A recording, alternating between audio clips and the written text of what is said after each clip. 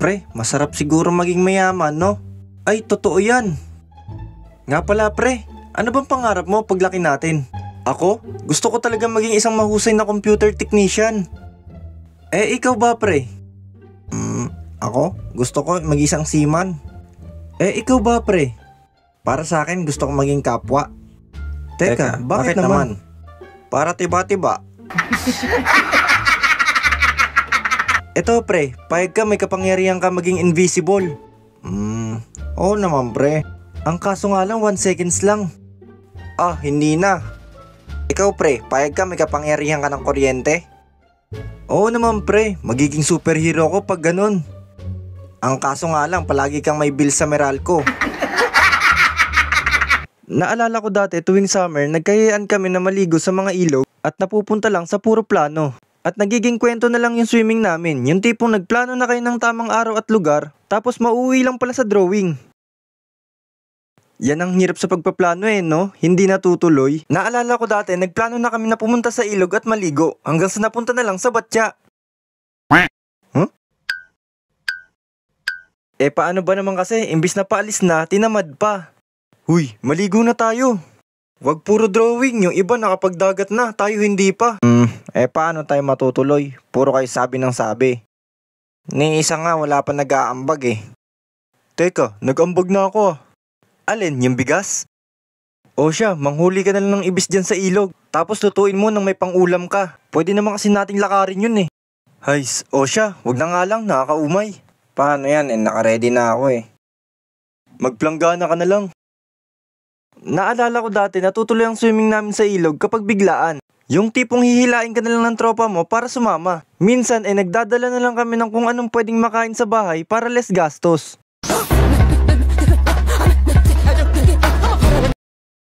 Mukhang wala atang tao dito. Dito na lang. Huh? Sus, ano ba yan? Tatai lang pala. Mga bastos.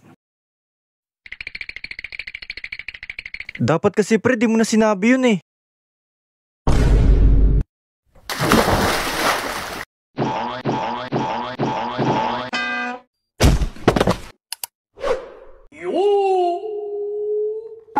Pre, ano, nakuha mo na?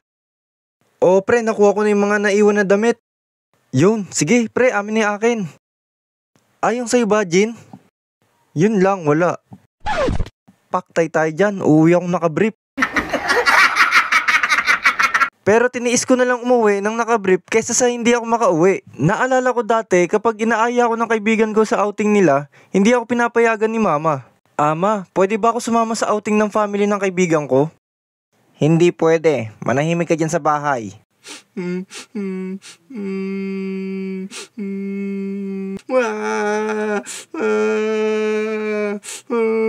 Pag sinabi kong hindi pwede, hindi pwede.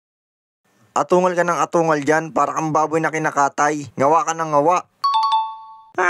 Sasama ako eh. Sasama ako. Pumirmi ka na lang dito sa bahay. At minsan, pag nakasama ka sa outing ng di mo naman pamilya, eh ikaw yung bunot sa mga utos. Uy, sa wakas, makakaligo na. Maghuhubad na nga ako. Pre, sabi daw ni mama, mag-ihaw daw muna netong tilapia. Wala ka pa naman daw sigurong gagawin, no? Sige pre, ako nang bahala. 2 hours later. Pre, tapos na. Makakaligo na din ako sa wakas. Teka lang pre, hugas daw muna tayo ng mga kinainan. Ay oo, sige pre, ako nang bahala. Salamat talaga pre ha. Sige pre, walang problema. Siyempre nakakaya naman kung hindi tayo kikilos at tutulong. Naalala ko, nung bata pa ako, tuwing summer, nag-outing kami ng family ko sa public resort.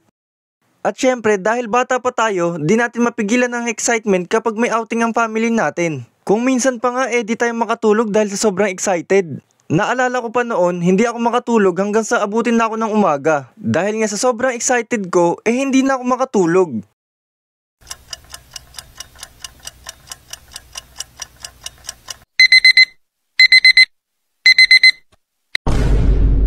Ano ba yan? Kakatulog ko lang eh. Na-experience ko din yung kakapasok nyo pa lang ng resort, ang dami na kagad tao. Yung tipong mag-aantay ka pa ng 5 to 10 minutes bago ka makapasok. Pre, maliligo pa ba tayo? Puro tao, wala nang swimming pool. Kaya nga eh. Kung minsan naman na-experience nyo din ba? Yung di pa kayo nakakaligo iba na kulay ng tubig. Ako kasi yung tipo ng tao na mapagmasid sa mga nakikita ko. Tsaka wala rin kasi tayong karapatan magreklamo dahil public pool din yun. Madalas may nakikita ko sa pool ng mga sipon. Kung minsan naman yung mga umiihi sa pool. At di lang yun, na-experience nyo din ba? Yung kaibigan yung pasimpleng ngiti pero umiihi na pala sa pool. Parang alam ko to ah. Naalala ko din noon, hindi pa uso sa amin ang gripo. At tanging gamit lang namin para makapag-igib ng tubig yung poso. Palagi kaming pumipila para lang makapag-igib. Ginagawa nito. Nga pala guys, magti 10,000 subs na tayo sa YouTube. Baka pwede mo naman pakipindot ang subscribe button. Sa mga nagtatanong nga pala ng TikTok account ko, ito yun, tsaka ito yung page ko. Kaya ano pang hinihintay nyo? I-subscribe nyo na yan ha. Naalala ko dati, tuwing tanghali, pinapatulog kami ni mama. Pero bago niya kami patulugin, binibilhan niya muna kami ng ice cream bago matulog. Kaya bago pa namin marinig ang tugtugin ni Manong, nasa bintana na kami. Para abangan yung pagdaan niya.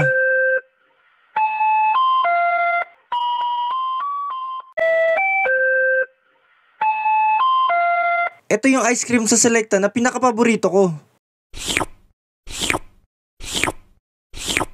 Kaya ang ginagawa ko nagtutulog-tulugan ako at inaantay ko na lang mag-alas 3. Ang kaso nga lang nakakatulog pa din ako.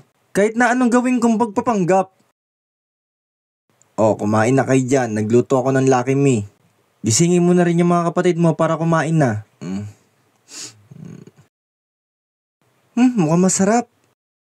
Pagkagising namin nakahanda na rin yung pagkain na hinanda sa amin ni mama. At tuwing gabi naman nasa harap lang kami ng bahay. Para magkwentuhan ng mga kaibigan ko. Pre, masarap siguro maging mayaman, no? Ay, totoo yan. Nga pala, pre, ano bang pangarap mo paglaki natin? Ako? Gusto ko talaga maging isang mahusay na computer technician. Ikaw ba, pre? Ako? Gusto ko maging isang seaman. Ikaw ba, pre? Para sa akin, gusto ko maging kapwa. Teka, bakit naman? Para tiba-tiba. Eto pre, payag ka may kapangyarihan ka maging invisible. Oo naman pre. Ang kaso nga lang 1 seconds lang. Hindi na. Ikaw pre, payag ka may kapangyarihan ka ng kuryente? Oo naman pre, magiging superhero ko pag ganun.